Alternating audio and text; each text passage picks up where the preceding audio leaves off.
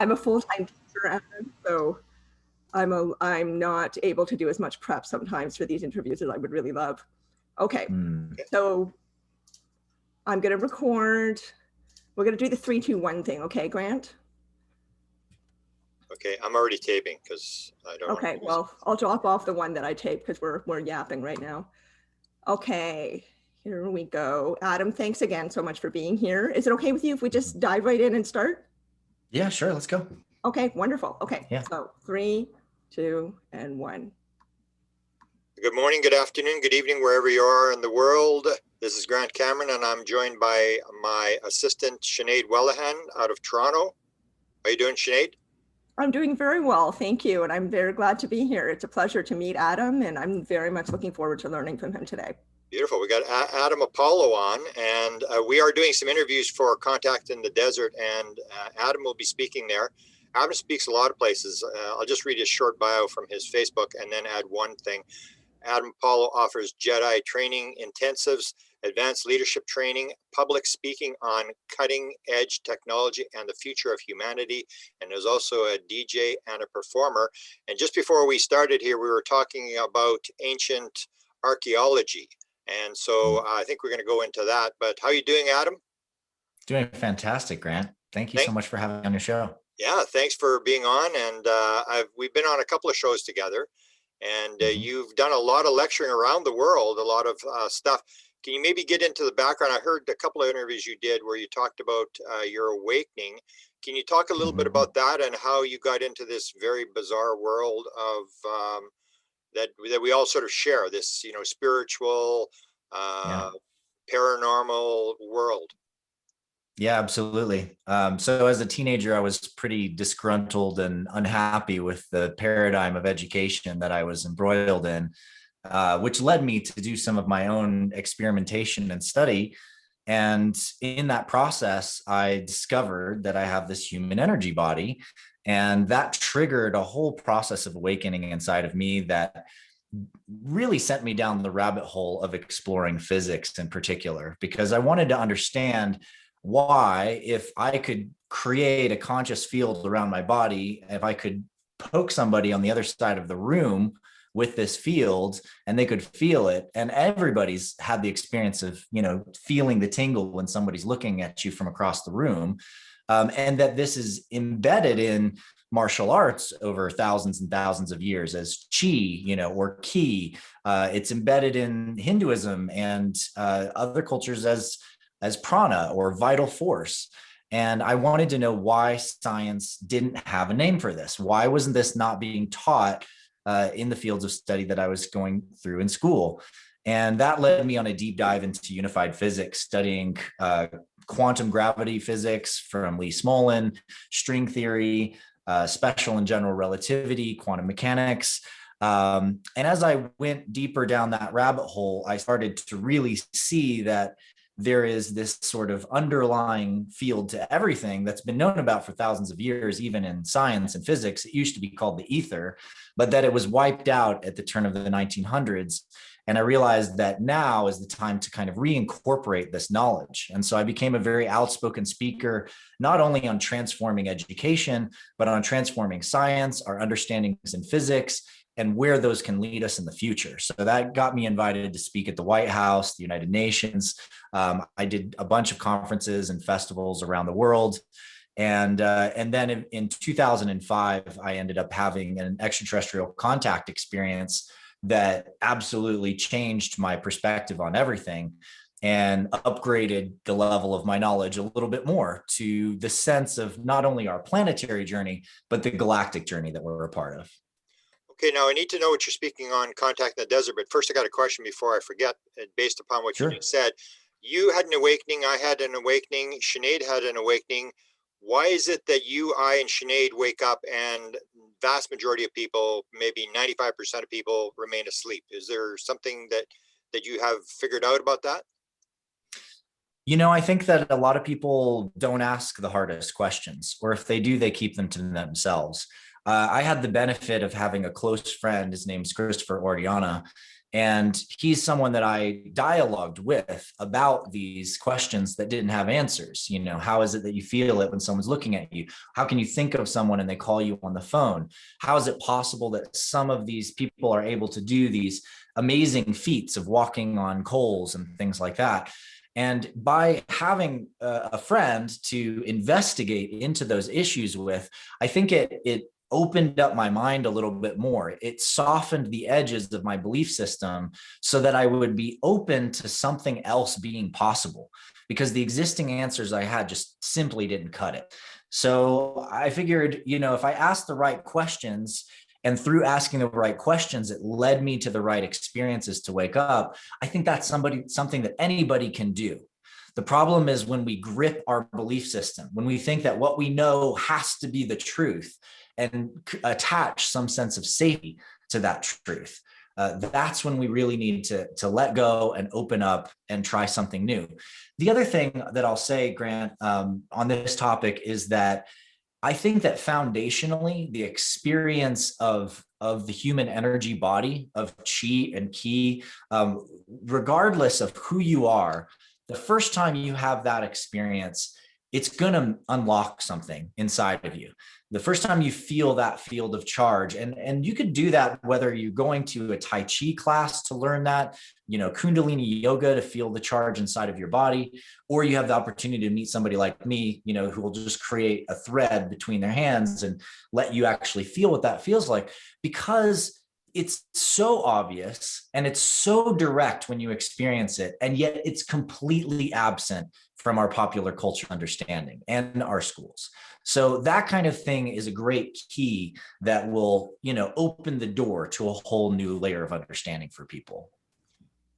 Adam, let me ask you about the education system. Sorry, Grant, I have to ask him a question now about education, because I'm a public school teacher, and you know, there are many teachers out there, and we have a very entrenched school system that operates a very specific way, right? Whether it's in the US or Canada, our systems are very similar. I think you're American, Grant and I are Canadian. What do you think of the way this school system is organized? You referenced a few minutes ago your own experience in public education, which I relate to. So just thinking about how education, public education specifically, is structured, and how that system is structured, and how, you know, education is supposed to be about critical thinking, it's supposed to be about awareness and knowledge and understanding. Can you speak to that a little bit in terms of what you just said? I'm really curious your thoughts on that. Sure, absolutely. You know, I will say, just as a framework for those that may be in the education sector, you know, it sounds like you work in schools. I understand that our current format for education is one that was developed over time, and we've done the best we could so far, right, with the knowledge that we had so far.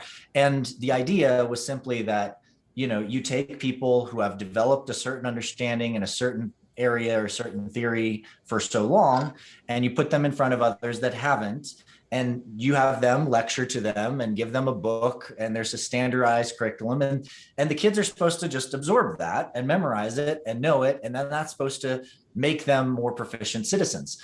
Now, you know, this can work in some cases, right? In certain specific fields, it can be helpful to develop that memorization. You know, if you're a doctor, it's really good to know all the terms in all the Latin for, you know, the different diseases and for the different parts of our anatomy and biology. There is memorization involved in a lot of fields. However, the act of learning itself and education itself is not something that occurs through memorization. It's something that occurs through internal inquiry and discovery. When we truly want to learn or discover something, we have to ask a question inside of us, something that we actually really want to know. And when we actually really want to know something, then we can seek out the resources that can give us that knowledge and those answers. And I think we're missing a huge part of that inquiry process in school. You know, having the conversations that naturally, you know, Aristotle style, arise the questions within us that we actually are actively curious about, that then the teacher can guide us to an understanding through. Now, the other thing is that we, I think, specialize a little bit too much. We get caught up in single branches of study or knowledge, And as we go down certain specialization pipelines, we start to lose perspective on other fields and other ways of looking at things. I was just doing an interview at Gaia with Robert Grant for his show called The Codex, and he was asking me about what makes a polymath different. And one of the things that I like to say about polymaths and people like that is that they're not looking at things just through a math lens. They're looking at the underlying fields. They're looking for the patterns in different things. And by looking for the underlying pattern, they can find that pattern in music, they can find it in math, they can find it in physics, they can find it in architecture, you can find it anywhere. And that's a powerful way to learn. And I think mastery really happens when we learn how to apply different lenses and different points of views on a subject that's not just from the one field we may be coming from, but from all the different sides. You know, a master fisherman doesn't just talk about the ocean in terms of sails and the rudders. He can talk about the ocean poetically and in the depth of its relationship to all of life. And that shows mastery. Yeah, I mean, interconnectedness, right? We can't isolate these topics. They all connect to each other. Everything connects to everything else, which of course brings us to another one of your topics of interest, which is consciousness.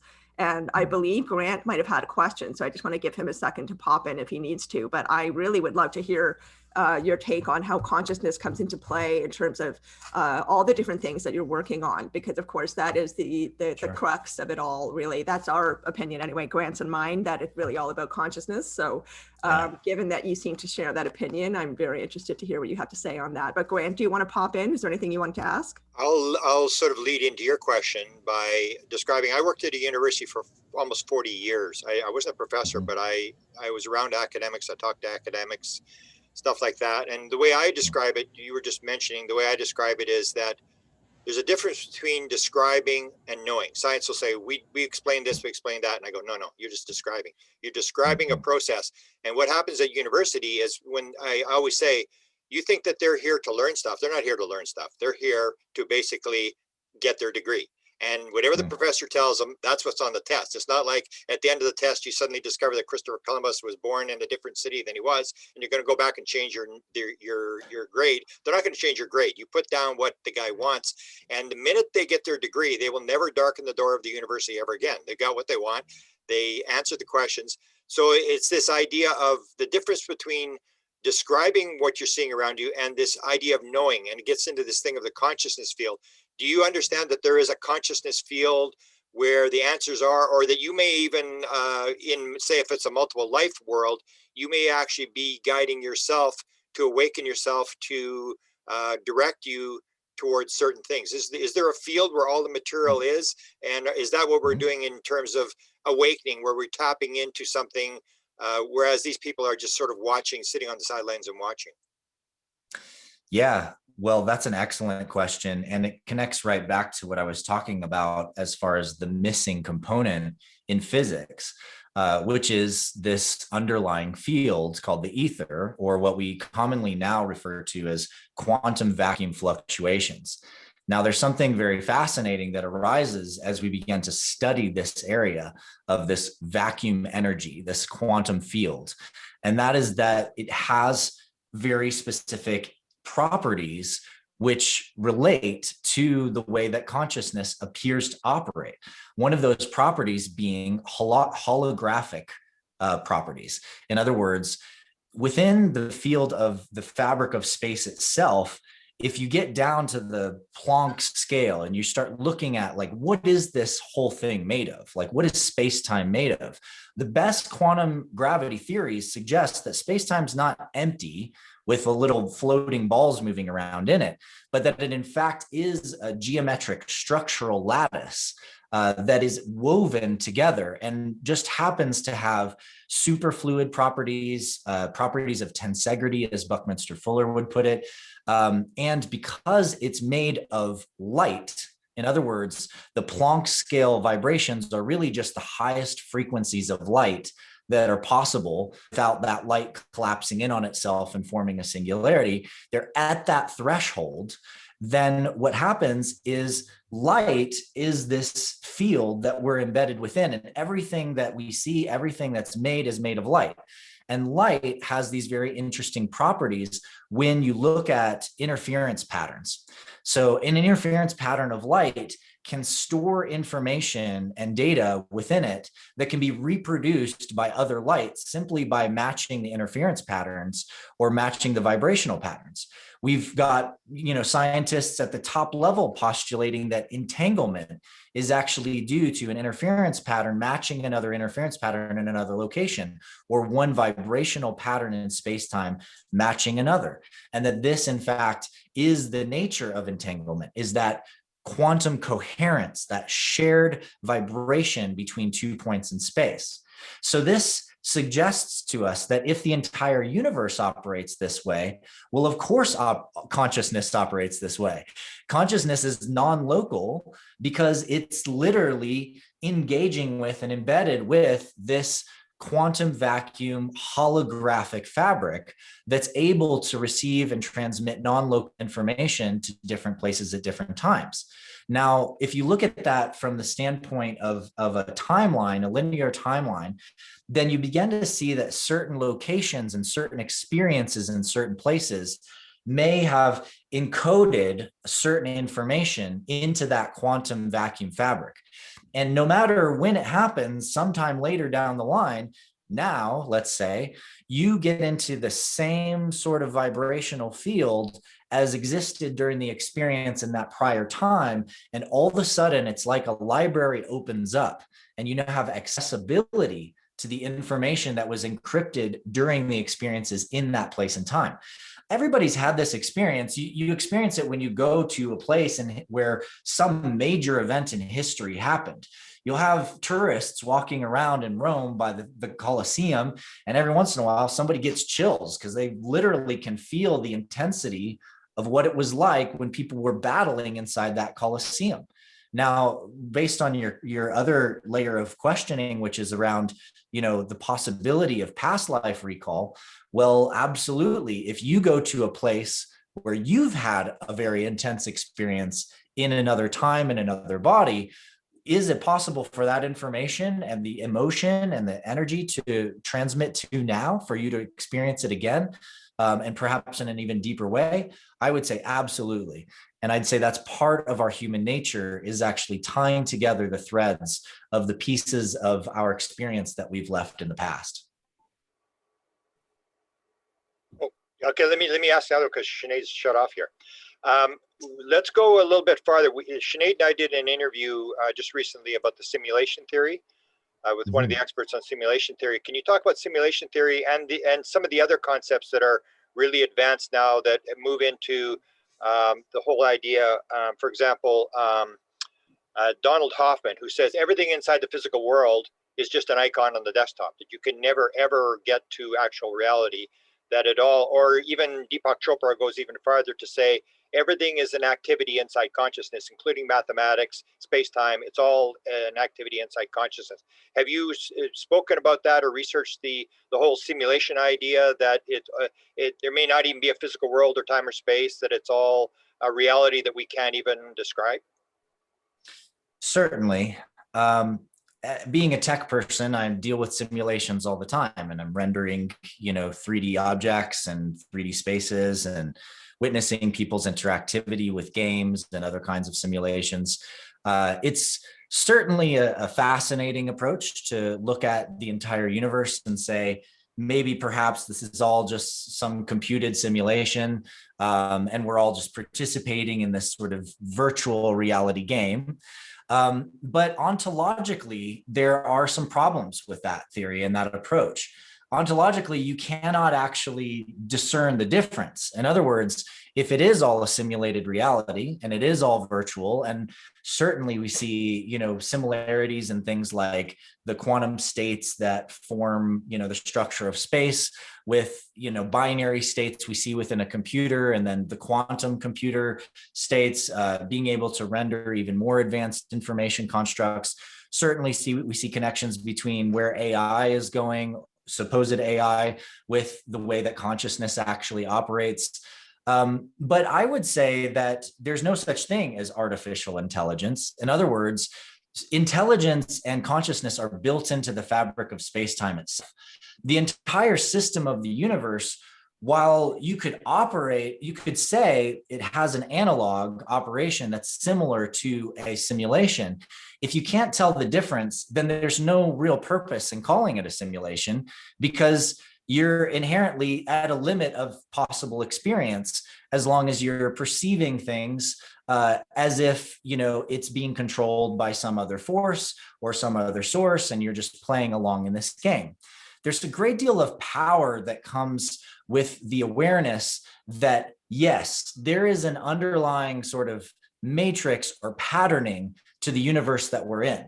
That underlying pattern teaches us about ourselves. It shows us synchronicities. It shows us incredible things, like when we look at the radius of the sun and the radius of the earth and the radius of the moon and Jupiter, and we start realizing that there's number patterns encrypted in the scale and the size of the planets, that relate to deeply fundamental geometric concepts, and that these things are somehow so connected that it's, we just had a lunar eclipse, and it's just astounding that somehow, the moon is 400 times smaller than the sun, from the perspective of the earth, and the sun's 400 times further away. So it's exactly the right size, so that lines up so that the earth's shadow can block out the moon.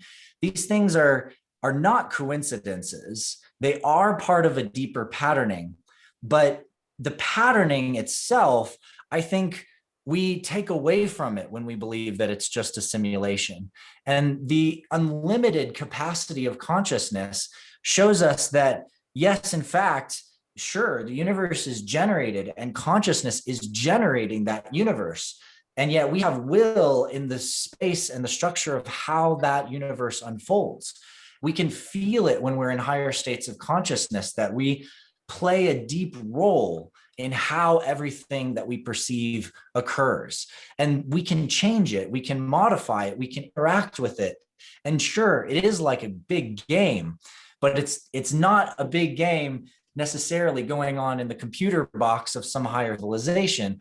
I think that limits us in a great way. Whereas if we see it's a great game we're all participating in as conscious observers, and able to change and modify that game as desired, it's much more empowering.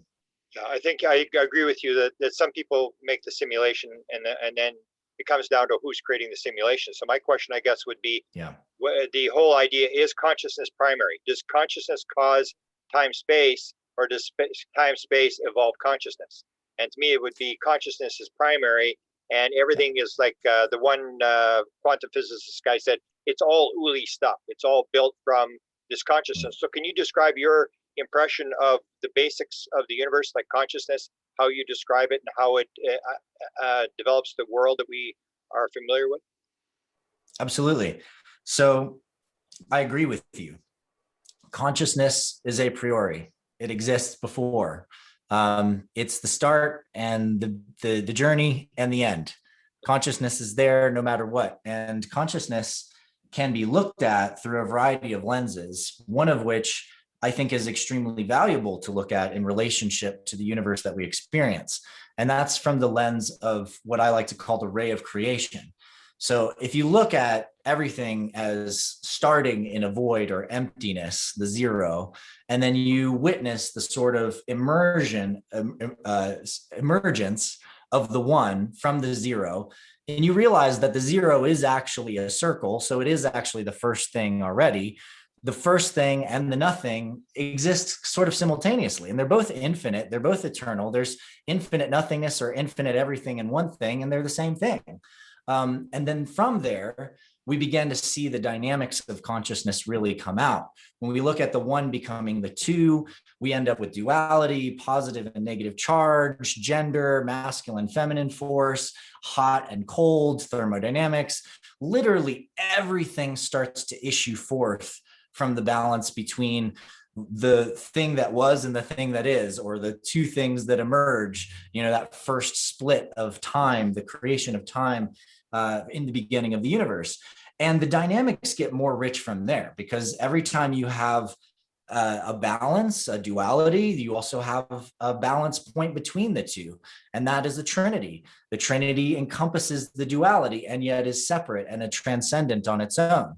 And then as you begin to see the transcendent become a part of the weave, a part of the dynamics, now you've got four, and you've got space, and you've got this dynamic of the tetrahedron and the ability for three-dimensional space to occur.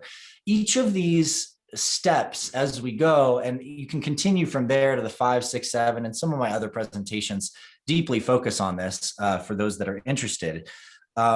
It's looking at literally step by step the dynamics of consciousness, learning how to perceive itself. And there's a few fundamental principles to that roll across the whole thing. One of those being the nature of the transcendent. Anytime you have a set of anything, you always have a dynamic between those things. And you can look at those things as a whole in themselves, and you can transcend those things and see those things from a higher perspective. Meaning that, for example, if we take fire, air, earth, and water, they're elements. Nowadays, we call it thermodynamics, aerodynamics, hydrodynamics, geodynamics, right? We have different names for basically the study of the same thing, but inherent to those and embedded in those, there's always been spirit, right? And the spirit point in many different traditions or religions really could be looked at as what is the structure in space-time that's transcendent to that which creates heat or fire, to that which creates the properties of air and wind. And so we have to look deeper, basically, than those molecular structures and patterns. And we begin to see that it's actually an energy in space-time, right? The actual quantum field that's changing, that's giving rise to these perceptions. And so the study of spirit, or ether dynamics, as we might call it, can show us a deeper level of what's really going on. And consciousness operates in this way. We get stuck in one series of patterns or one series of objects or another, but we always grow and we always learn when we're willing to actually step outside of the field where we're studying and actually look at all of the pieces of that field as a spectrum, as elements in a higher system. And we can do that over and over again. And it's also important we learn how to descend down to understand the details of each element or each process. Okay, now let me ask you, I wrote a book called Contact Modalities, and Sinead had hers. I had a couple of different ones. And you talked about your experience of having suddenly interactions with beings that aren't us. So did you choose that? Did they choose you? And it goes back to this question about whether we're getting help. Like Adam got help on his test. These beings told him what's going on. They told him the answers, whereas most people don't get the answers. So how do you explain the contact modality that you had in terms of dealing with extraterrestrial races? Is that you planning that? Is that part of your mission on Earth? Or how did this happen that they would give you? And what did they give you in terms of understanding that is helped you where you have gotten today? They say that a fertile mind is able to grow many things. And one of the things that I've cultivated in my life is the fertile mind. And the answer to your question is really two-sided. One is that in the process of coming to a place where I was able to make contact in that way, I had to go through a sequence of healings and memory and reclaim parts of myself that already had certain information. And that primed me, that created the sort of fertile space as I composted all this pain and these shadows and these challenges through time for the communication that I was going to have with these galactic beings to be possible, to be clear, to be coherent, for me to be able to actually translate and understand what they were communicating to me in a way that I could actually apply in my life and teach others. I don't think that happens for everybody. Some people, I think it's like, you get a lightning bolt, they get a strike, they have a visitation at night, and they have no idea how to explain what just happened. And so for me, I think I both prepared myself for the moment of when that experience would happen by creating the space within me and studying the fields of knowledge that I needed to study to be able to understand these beings and understand myself as one of them. And that's the really big threshold, is that I came into awareness that I was not from this planet. I remembered choosing to come here from the Sirian star system and looking at Earth as the ice age was coming in and all of these peoples were being kind of shoved together. And there was this heightened civilization going on this beautiful, rich, biologically diverse garden planet. And I was making a choice with a bunch of other beings to go in and incarnate as humans or as hybrid humans from some of our ancestors that had already come down and helped develop additional genetic lines on the planet, to choose to come here and actually celebrate and participate with humanity the sort of reunion with the rest of the consciousness around the galaxy, the reconnection of the people of this earth with the amazing beings that are all over the galaxy. And so I was in the state of being prepared because I was coming into awareness of who I truly am and what my journey has been and why I'm here. And I think that was critical to signaling them to say, he's ready and let's go down and make sure.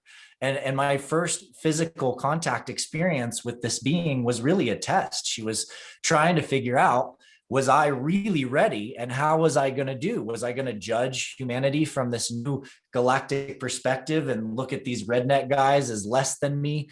Or was I going to embrace them and honor the journey of consciousness for humanity on the planet and hold space, no matter how dark and how bad it looks? Could I hold space for wherever humanity is at and continue holding the torch to see us through in this transition of our adolescence, coming into the point where we get our driver's license, so to speak, and are able to actually get out there in a spaceship and travel around the galaxy and start integrating with these other galactic cultures.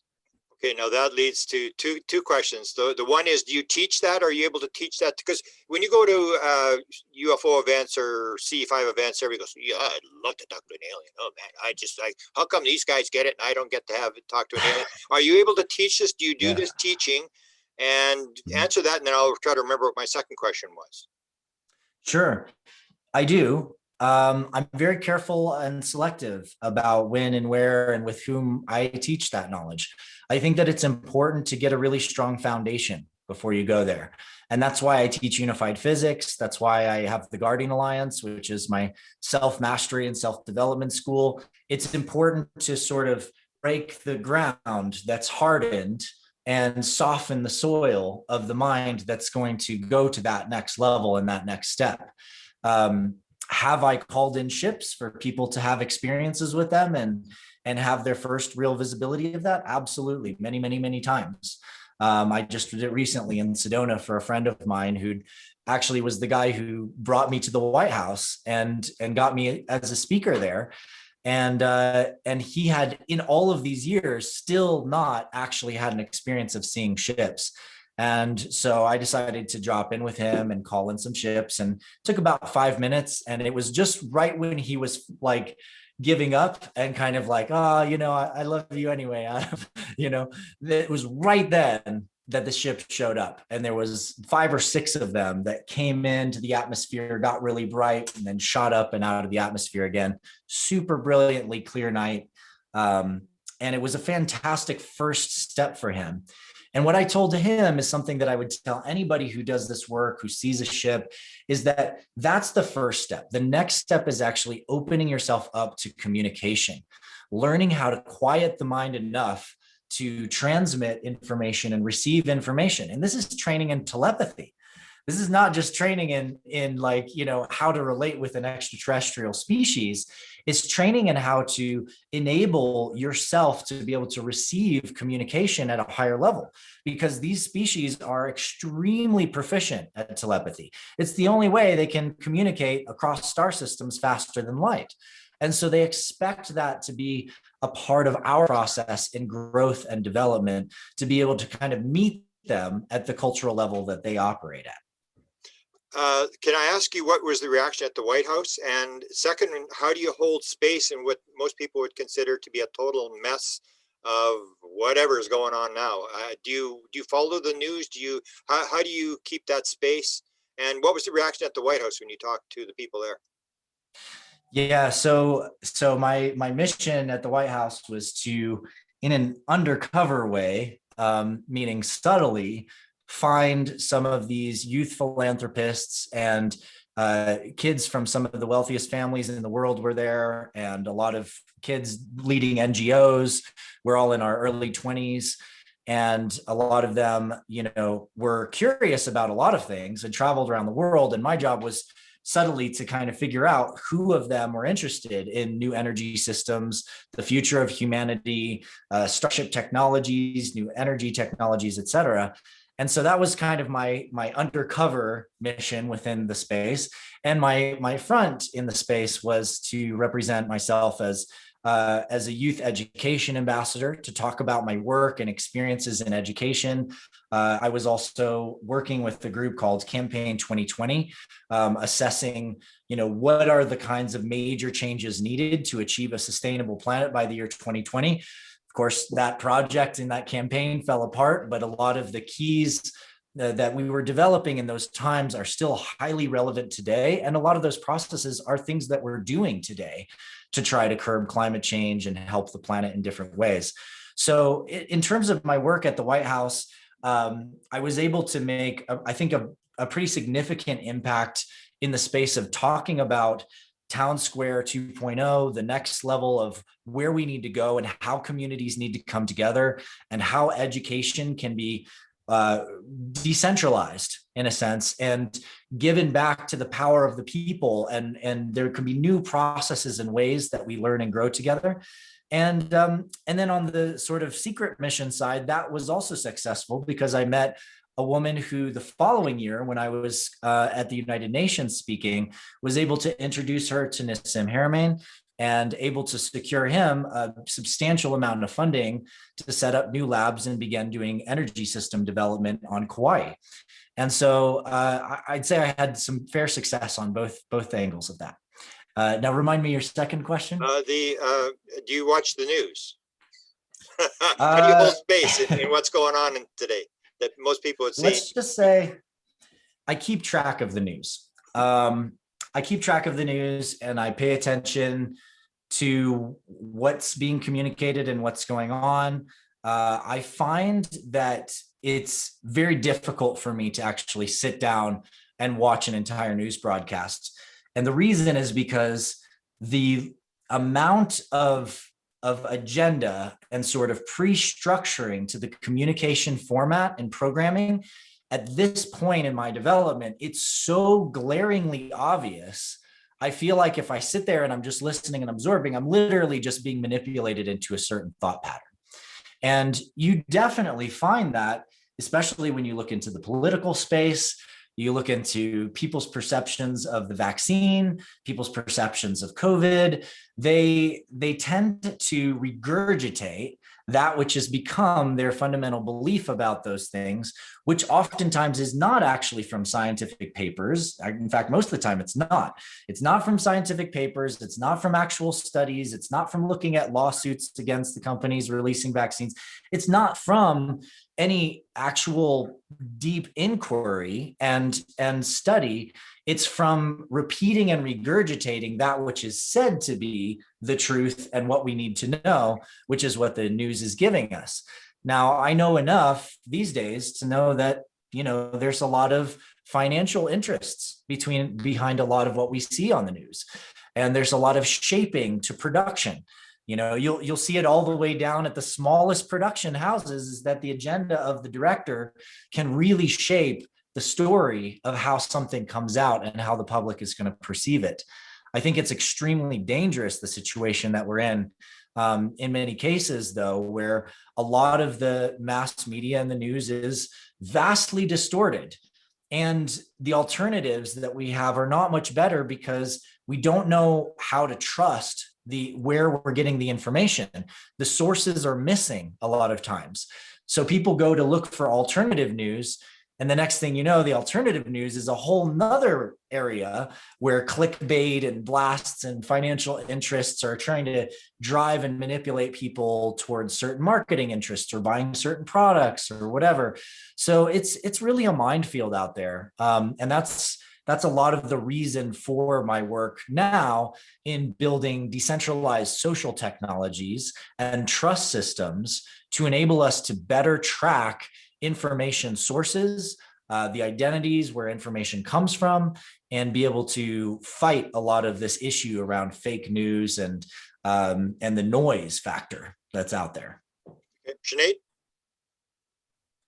Yeah, Adam, I'm relating so much to what you're saying, and I want to ask you a question based on what you were just talking about with regard to, you know, media influence and information, or what is not information out there, and how difficult that is for all of us to kind of wade through and try to make sense of right now. I agree with you. It does really feel like a minefield in many different ways. So my question for you is, this is also kind of alluding to what you were saying about feeling like you're not really from here. I think that's something that a lot of people in this field, you know, we all know, a lot of people in this field relate to that also, that feeling of like, why am I here? None of these things make sense, or, you know, aspects of human behavior or human thought, or patterns of how we operate in the systems we've created for ourselves. You know, these don't make sense to me, and it's confusing and it can be stressful. So there's so much stimulation that's out there. There's so much sensory stimulation. There's so much intellectual stimulation, both good and bad. And, you know, I don't like using the words good and bad, but you know what I'm saying. So in terms of the overwhelming extrasensory environment that we find ourselves in, which could be because of this planet, could be because of this dimension, something that Grant and I hear over and over again is that, you know, and we believe this also, that it all comes down to the individual mindset that you choose to have, right? The personal work you do on yourself. And you were talking about that a bit earlier, how you couldn't have gotten to where you are now without having set the stage for yourself through doing a lot of personal work. So if we bring it back to that touch point, you know, in contrast, like the individual person, the individual mindset, and what we're doing personally to work on our consciousness and our own personal development, in contrast to that, you know, tidal wave of external stimulation and extrasensory stimulation around us.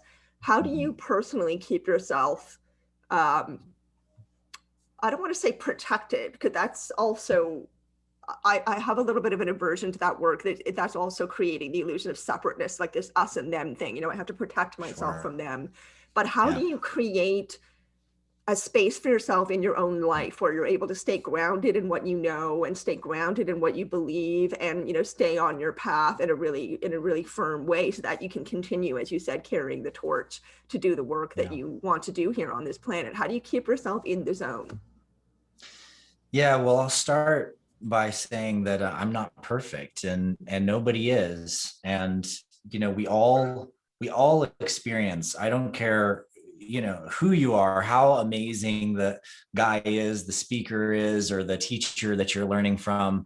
Everyone deals with periods of challenge where that information can be overwhelming. We can be deeply impacted emotionally. We can go through major grieving cycles. And I think those are essential. It's essential for us to process some of that feeling, and to sometimes feel confused and not sure what the answer is. I've had a lot of those moments over the last couple of years, particularly in, you know, seeing some of my closest friends get so extremely confused by the information that they were being given, and sensing sort of the field around them, and realizing that we were getting to such a point in time where even just questioning alternative sources of information that were coming through to some of my friends and others around me was a volatile space. All I had to do was ask a question of like, well, how does it make sense if A is true that B is true? And I'd have people go, are you kidding me? You must be part of the dark cabal and evil and whatever, just because I was questioning an assumption that I heard. And I didn't have data to back it up. I'd look for the data, I couldn't find it, and I questioned assumptions. Yeah, this is one of the things I was thinking of when you mentioned minefields. It's just conversation with people these days. Yeah. That's right. And so it becomes a very delicate situation because the peer pressure is there. It's a different kind of peer pressure. It's the peer pressure of, if you speak out against something like this, how are you going to be attacked? Right. And so people start getting quieter and they start not standing out or speaking out against or asking certain questions because of the potential danger to them. I have a lifetime where I remember being alive in Germany during the rise of Hitler. And I can tell you how terrifying that was, because just realizing that if you question certain things or you go certain directions, you are going to be dead. It was a very, very strong encouragement to play along with the scenario and to go along with whatever the popular culture was, going along in their belief system around. And that is exceptionally challenging and dangerous space for us to be in as a society and culture. When even alternative ideas become so cultish that we begin shaming those that don't believe the same thing, or believing others are crazy or stupid, because they have a different understanding or a different knowledge base. I think we're in a place now where it's essential to be able to step back, to take the space, to find in ourselves what feels right and what feels true, to ask the right questions, to find a few close friends that we can actually talk about these things with and explore these issues and weigh the positives and the negatives of different viewpoints. And to just recognize that, a lot of the stuff out there is noise, and we do have to be very cautious about how much we let all of that information drive us on the inside versus how much are we driving and how much are we connected to the truth within and actually steering our way through the mess. A lot of the deepest places where people face confusion are simply small misinterpretations of really critical ideas. If we look at, for example, the sort of phenomena of the flat earth movement as a great example, this is one I, don't speak to that often, but I like to point to it because, first of all, there is absolutely a relevance to understanding dimensionality, to understanding the perspective of the point, the line, the plane, the sphere, and so on and so forth. It's dimensional progression.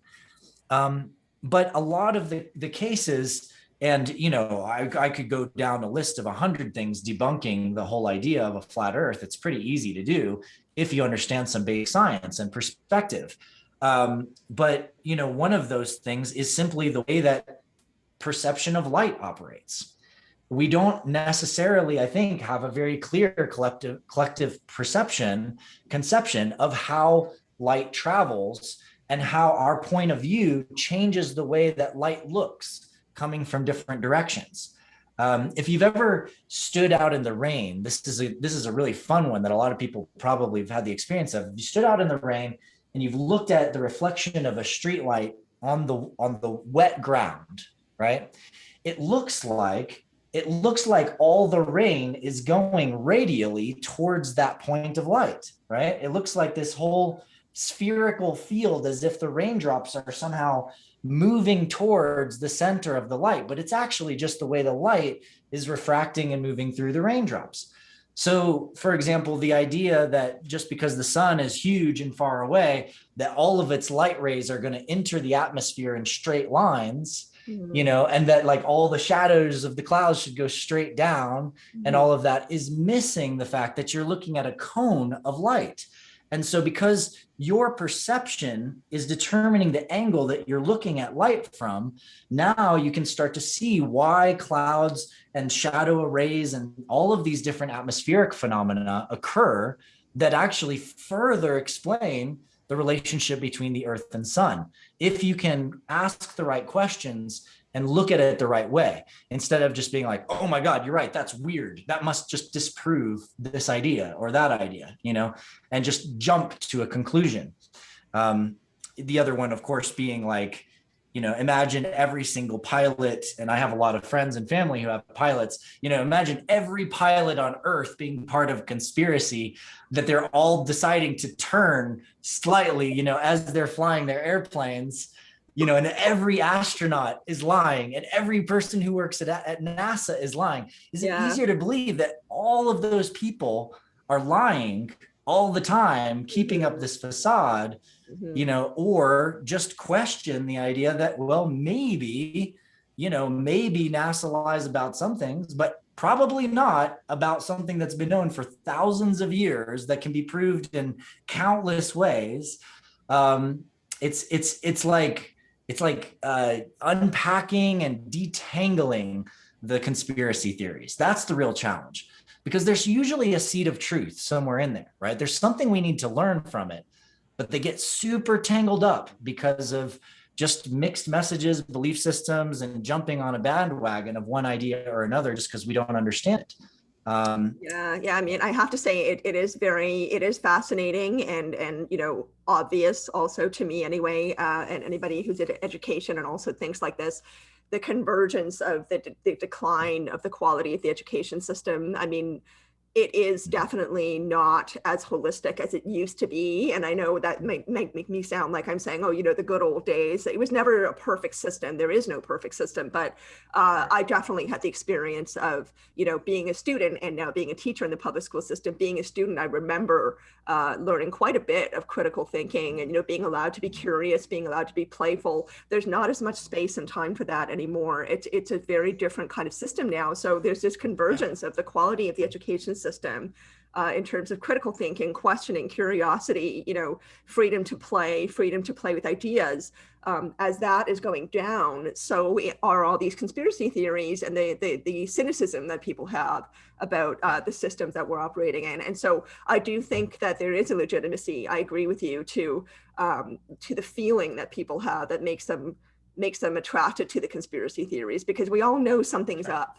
Right? We all know that something is up, and we may not be informed enough to know why or what is happening, but we can have a sense, we're all connected to each other. There's the energy field that we all belong to. We all feel that. And so, everyone knows something is up right now. And so, of course, there are things that are so inherently important as we go through this process. And you keep mentioning education, which I really, really love, because I do think that it's promising and it's exciting that there are these new schools such as your own that are popping up around the world that are teaching people to think differently, teaching them how to interact with our reality differently, and to take it beyond how we've ever thought before and how we've ever, chosen to operate before. And I think that's really, really exciting. So maybe you can talk a little bit about the work that you're doing at the Guardian Academy, maybe at the Resonance Academy also. I'm not sure if you started it or if you're a faculty member there, if you were invited to come. I should know that. I apologize, but maybe talk a bit more about, the work that you're doing in terms of furthering or advancing the progress of education to where it more needs to be, because it's certainly true that education worldwide is not matching where, this phase that we're all in right now in terms of pushing through something into a new phase of development, right? The education system is far, far, far behind that. So the work you're doing is not. And if you could talk to that for a minute, that would be wonderful. Sure, thanks. When I spoke about connecting Nassim Haramein with a funder at the UN, shortly after that happened and those funds actually came through to him, I had basically figured out the puzzle pieces of what I needed to build a learning management system, a highly integrated online academy framework and structure. Didn't have the funding to do it. So I actually reached out to the board of directors of the Resonance Science Foundation, or Resonance Project as it was at the time. And Marshall Efforts and Teresa Collins met with me, and I gave them my idea. And I said, look, I want to build this new education system. And I'd love to build the first academy for the Resonance Project, because there's tons of people interested in this stuff, but they don't they're not able to kind of go through and really learn it all. And there's like these little small groups and pods of delegates and emissaries as they had that had been on trips with Nassim. And I thought, well, maybe this can also build the financial groundwork for this profit so that it's not always just going out and having to raise more money too. So I went about with Teresa and Marshall. They wanted to join me, and we founded a company called Superluminal Systems, which I brought in my other super Jedi amazing programmer friend, who I still work with now, and we still are building these new systems together. And we built the Resonance Academy for Unified Physics. It worked out really well because I also teach physics, and this is a deep area of my study and my work. And so I was able to integrate a lot of my own ideas and thinking into that academy. The free Unified Science course that anyone who's watching this can take, if you go to resonanceScience.org, you can take the free Unified Science course. I wrote modules 3 and 4 in that sequence and series. Module 3 being all of my work connecting the story of physics from Descartes to the unified physics of quantum gravity. And then module 4 being my translation of and co-editing work with Nassim on a lot of his papers and work to explain his perspective in unified physics and help people really grasp it at a deep and foundational level. So that was sort of my doctorate thesis, was to provide this full lens of how we get from the physics that most people know and understand and have studied to the unified physics perspective, and why the shift is so important. And you know, it's an online course. It's designed to go at your own pace. It's built with forums around it for people to ask questions. Teachers can come in and learn and study from those forums. The technical architecture of that academy has pretty much completely been redone since then. The whole platform's not even on the system that I built anymore because it's been many, many, many years. But the formulas that myself and Teresa and Marshall and Harlan created are still baked into the depth of the way that people go in and learn, as well as the faculty courses. And I have my own faculty course on quantum geometry within that academy. That's a real deep dive into the connections between sacred geometry and the structure of the proton itself. So how matter actually forms is related to these incredible geometric principles, which go back thousands and thousands of years in history. It's like right there, it's all embedded inside of this stuff.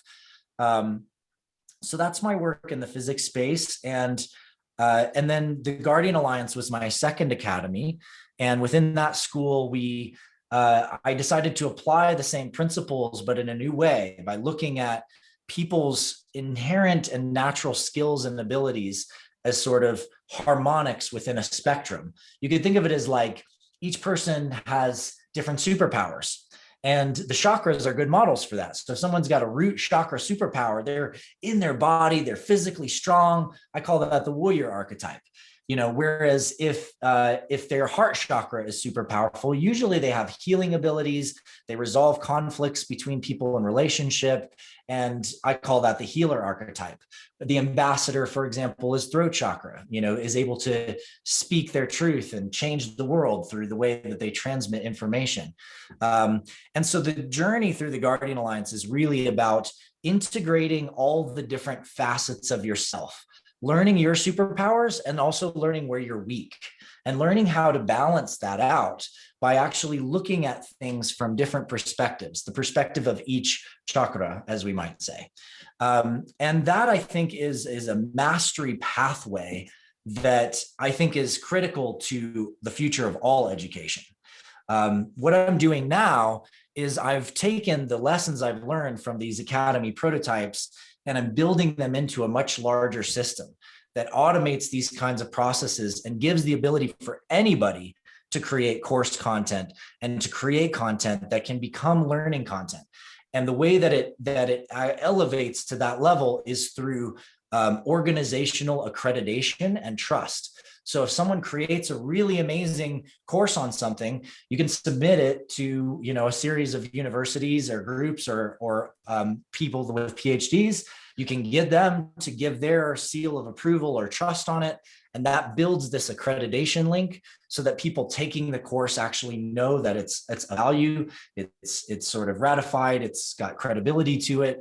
But I want to decentralize that. I don't want it to just come through me and my faculty and friends. And it's great that Khan Academy is this amazing system with all this great learning. I love what they're doing, and it's centralized. Mind Valley is doing amazing stuff, and they're centralized.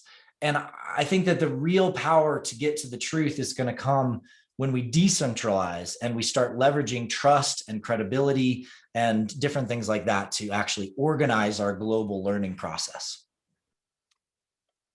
Yeah, I very much agree with that. I mean, it's a time more than ever, perhaps, to work in collaboration with each other. And there's so much going on with our wonderful planet. We're doing a great deal of damage to it. And of course, that's going to not benefit us either. So yeah, it's certainly a time to come together in so many different ways. So I love that vision. That's very exciting. And Grant, would you like to pop in? Yeah, we're sort of over our time, but I didn't want to end before I sort of ask Adam what he thinks of the present UFO circus going on. I mean, it's a completely different time than it has been. I've never heard you comment on it. Whatever you think about what's going on now, and can you talk about what you're going to be talking about at Contact in the Desert, and how people can contact you if they need more information on what we talked about today? Sure, absolutely. So first things first, the landscape of disclosure. Well, those of us that have been in this space for a long time have been watching it sort of, slowly leak out more and more, from the guys on Larry King talking about ships shutting down nuclear weapons systems, to the, next little step here, next little step there, a little bit of Pentagon move. But where we're at now is extremely fascinating, because now we have, as of last year, the Pentagon clearly stating publicly to the New York Times that we believe these are off-world vehicles. That's a huge one, right? Because that's not just saying, oh, these are unidentified objects, that we believe these are unidentified objects not from Earth. That's a huge leap, right? And then we've got the sort of current situation where we've got comments on a COVID bill, that are potentially going to give pressure to the Pentagon and others to release more information. Now, whether the Pentagon's going to go along with a comment that's written into a giant bill and say, oh yeah, that's twisting my arm enough, we're going to reveal more stuff, we'll see. Either way, there certainly is a lot of collective pressure for that release to happen. And I think that people are more ready than they've ever been to receive this information. It's not going to create a massive shock, through the field. For the most part, everybody is like, yeah, we know, like, of course, there's extraterrestrial beings out there, there's gotta be, it just makes sense scientifically. It just makes sense with how many stars there are in the galaxy, or just curious, like, wow, if there is, I'd love to know about it. Because I wish Star Trek was real. I'd love to get on a ship and go travel, around the galaxy. And maybe they have some technology that could help us through some of our challenges. So I think we're primed. We're primed for disclosure in a really big way. We're primed for the sort of next stage and next phase. I only offer a note of caution to anyone that's in that space exploring around it, because it was very, very clear in the early days of the Disclosure Project, when a woman came forward who was the assistant of Werner von Braun, Carol Rosen, I believe is her name. Carol Rosen, yeah. And she was talking with Werner von Braun, and he's in a hospital bed, or basically on his deathbed, and he's telling her about the sort of 4 stages of implementation of control that were in planning. And the third one was terrorism, right? And we definitely saw that one be utilized massively as a system for centralized control. And the 4th card that he said would play, they would play would be the extraterrestrial card. And that meaning that they would point to the extraterrestrial contact or placement around this planet as a threat in order to justify space-based weapons that could target anywhere on the planet and be used for massive totalitarian control. And I think we're still a little bit at risk of ending up in that direction. A lot of the disclosure interests and the ways that I hear people framing things when I watch videos by certain individuals is very concerning to me, because it doesn't have a relationship in it. It's them, it's the aliens, it's the others, and we should be scared, and we should probably have some weapons and be ready to fight, right? And that's very dangerous. Even just using the word alien to describe other beings from other planets who are visiting this world is dangerous, because it says we're not willing to be in relationship with you. You're the other. You're that which we don't understand. And that's vastly different from the experience of contactees like myself, like hundreds of thousands of other people out there who have had communication, relationships, called in starships, talked to beings, seen beings in the physical, as I have, had communication with them, and they operate much more like elders looking at adolescents on a planet going, you guys are going to figure this out, and it's going to be okay. And you're going to get through this era of being afraid of each other and blowing each other up. And the next space is where you start playing at a much higher level. You're stewards of your planet. You get to adventure to other star systems. You get to explore in entirely new ways. And you don't have to fight over space anymore. You don't have to fight over resources anymore. The universe is abundant. And there's a level of consciousness there that I see greatly lacking in a lot of the people working in the disclosure space. And it's that space of consciousness of where we could be, where our potential can be if we develop harmonious relationships with advanced species around this galaxy and actually step up and grow up a little bit and take responsibility for the Earth that we're on. Beautiful. And Contact in the Desert, what are you doing there? What kind of lecture are you doing there? And where can people contact you? Yeah, so for this Contact in the Desert, I'm going to kind of step it up from my unified harmonic matrix work that I did there previously that people can watch on YouTube. It's available and open. And I highly recommend people check it out before this Contact in the Desert, because I'm going to go from there to ancient future technology and physics. So I'm going to talk about the unified science of starships, energy, and consciousness, looking at, the encryptions of people like Leonardo da Vinci and Shakespeare, and the magic and the pyramids and the pre-Diluvian civilizations, and tie that together with the future technology that we need to build starships and actually become part of this greater galactic civilization. So it's going to be fun. And then I'm going to do a couple deep dives on galactic species in very Contact in the Desert style. So it should be a really fun time. That sounds wonderful. It sounds like a very rich talk. Looking forward to it. Beautiful. So I'll send it back to Sinead, and she's the teacher. She'll give you a grade and tell you whether you passed the test today, and close it out for us.